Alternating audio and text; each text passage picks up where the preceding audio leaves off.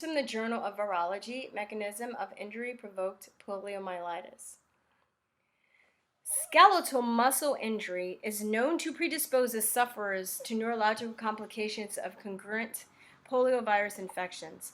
This phenomenon, labeled provocation poliomyelitis, continues to cause numerous cases of childhood paralysis due to the administration of unnecessary injections into children in areas where poliovirus is endemic. Recently, it has been reported that intramuscular injections may also increase the likelihood of vaccine-associated paralytic poliomyelitis in recipients of live attenuated poliovirus vaccines, meaning the vaccines can also cause polio. And I'm getting this from medical journals and stuff, like old ones. I went back to like the 1950s and stuff, and I got references from this. So tonsillectomies from the 1900s to the 1950s. 85% of children had tonsillectomies. Many doctors wrote about tonsillectomies and poliomyelitis. Okay, do you know if your grandfather had his tonsils out? I never like stuck my tongue down his throat, so I'm not sure. Okay. If a person although he asked me to once, and I reported him to the police. So they noticed that there was a huge connection between people that had tonsillectomies and polio. So the poliovirus can enter the central nervous. One of the things that they wrote about was the poliovirus can enter the central nervous system via the oral wounds in the mouth as a result of surgery. So both your tonsils and adenoids, if you know what they do, they trap pathogens, right, such as bacteria and viruses, and that enter your mouth or nose. So they detect bacteria and viruses that enter the body and work to fight infection. If a virus or anything. So wait, so what? When did they start doing tonsillectomies? Like when did that become more? It was like from the 1900s to the 1950s, through the 1950s, the early 1900s. Okay, no, I just wanted to ask because, I mean, I'm just looking at this, and again, this is because there were cases of polio, but this is a very interesting, situation because it didn't have a peak of people becoming paralyzed until that time. So what happened? What changed in society? Right? Well, I just wanted to. I'm just going to throw this out there. And it doesn't mean anything because, like I said, I'm not an expert on this. But it came off of that thing that Halsey sent you. It was just I took some notes. So it said Wait, hold on. Could you hold that thought? Because I just want to get through this because I don't want to. It's kind of long. Hold that thought. Okay, just hold that thought. Hold that. Okay. Yeah. So if a person had tonsillectomies and they had polio, the poliovirus can enter the central nervous system via the oral wounds in the mouth as a result of surgery. Both your tonsils and adenoids trap pathogens that enter your mouth or nose. They contain immune cells that produce antibodies that kill these pathogens before they spread to the rest of your body. If those were removed, you also had little protections against virus and germs, and it was hard to fight them off, therefore compounding the problem. So this is written a lot about, and they knew this, and what they would do around, they call it polio season, which was the summer, they would avoid giving people tonsillectomies because they noticed that most of the people that got poliomyelitis during that time also had tonsillectomies. There's another component I want to talk about. Toxic poison, DDT, and arsenic. The height of polio epidemic, there was a connection between the polio epidemic in 1945 through 1963 and DDT spraying. People thought DDT was harmless mainly because it was colorless, odorless, and tasteless. So they had like posters, DDT is good for me. They had jingles, they had commercials. You might have seen movies where they're just DDT trucks going and down the street spraying, right? They sprayed for mosquitoes. So very interesting, DDT killed mosquitoes by damaging the central nervous systems and causing their organs to fail. Same symptoms in the polio patients. Why wouldn't it do that to human in accumulated amounts over a large amount of time? The full name for this insect killer is a bit of a mouthful. It has 2 chlorine atoms, dichloro, 2 carbon rings, diphenyl, and a linking group with 3 more chlorines, trichloroethane.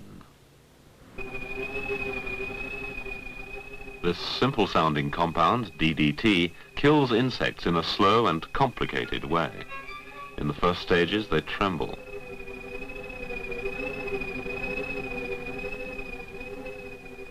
Then their legs drop off. And eventually, after several hours, one by one, they die. Same thing with Paris green, which was a herbicide and pesticide that was sprayed around orchards. Two synthetic greens called Scheele's green and Paris green were first introduced in the 18th century. They were far more vibrant and flashy than the relatively dull greens made from natural pigments, so they quickly became popular choices for paint as well as dye for textiles, wallpaper, soaps, cake decorations, toys, candy, and clothing. These green pigments were made from a compound called cupric hydrogen arsenic. In humans, exposure to arsenic can damage the way cells communicate and function, and high levels of arsenic have been directly linked to cancer and heart disease. As a result, 18th century fabric factory workers were often poisoned, and women in green dresses reportedly collapsed from exposure to arsenic on their skin. Bedbugs were rumored not to live in green rooms, and it's even been speculated that Napoleon died from slow arsenic poisoning from sleeping in his green wallpapered bedroom.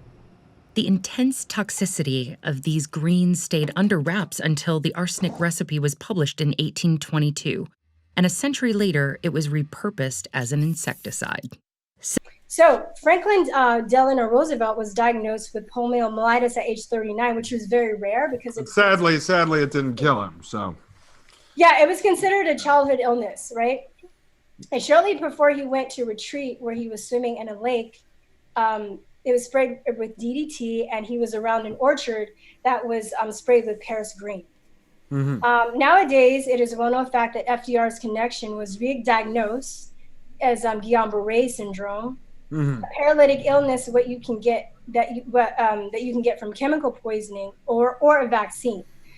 I have a link to a law firm that actually has their cases listed that they won, showing that vaccine damages cause Guillain-Barré.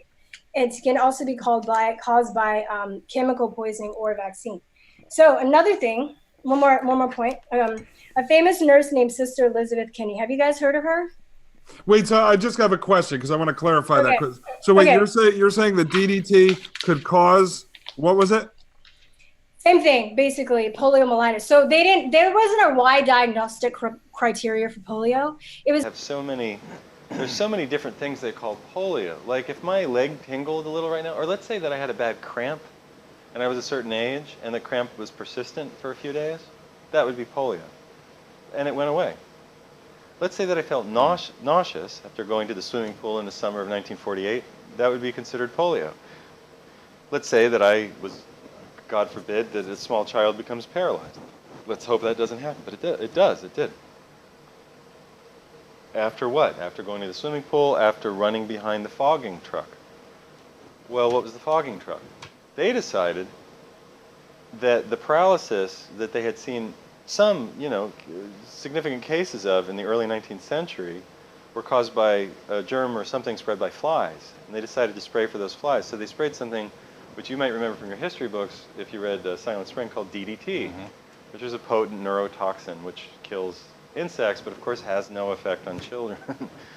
Right, so it was basically you had to test within 24 hours 2 muscle groups being paralyzed, and if you had 2 muscle groups being paralyzed for that reason, then you were diagnosed with polio. So there was no blood test, there was no I thought it was proven that DDT was actually fine. No, they actually took it out of the environment. It was actually leading to the extinction of the bald eagle. Yeah, but now Google's running around with their experiments saying they're going to eliminate all mosquitoes. If they eliminate all mosquitoes, it destroys the entire ecosystem. They could just get rid of mosquitoes with DDT in areas that people don't want to be bothered by mosquitoes. And we are trusting Google now because... Well, think about this, it destroys this mosquito central nervous system. So if it's millions of pounds of DDT is being sprayed on us, why wouldn't that affect us? Right? How would that not hurt? How would it hurt the mosquitoes, kill the mosquitoes, and not hurt us? Right? I don't know. I'm just asking. I'm just saying. Think about it. You know what I mean? So, have you guys heard of Elizabeth Kinney? Either of you? No, but can I just ask this one thing so you can address it? Because in that piece it said before the approval of the vaccine, paralytic polio struck 13,000 to 20,000 individuals every year in the U.S. The number of cases peaked at 21,000 in 1952. only 3 years before approval of the vaccine. By 1960, there were only 2,525 cases and only 61 cases in 1965. Yeah, when I looked at that article, they didn't really have a reference. And from what I read through multiple sources, it said that paralytic polio only had affected like 1% of people. So by going by that, your grandfather had polio. How many Actually, people according to the CDC website, paralytic polio affected about 10 to 20% of people that had polio. So no, it wasn't 1%. It was 10 to 20%. Well, that's according to the CDC. So we just have different references. I give all my references. Well, let me ask you this. This is out, but somebody, let me ask you this. Just because CDC came up, somebody asked me to ask you this question.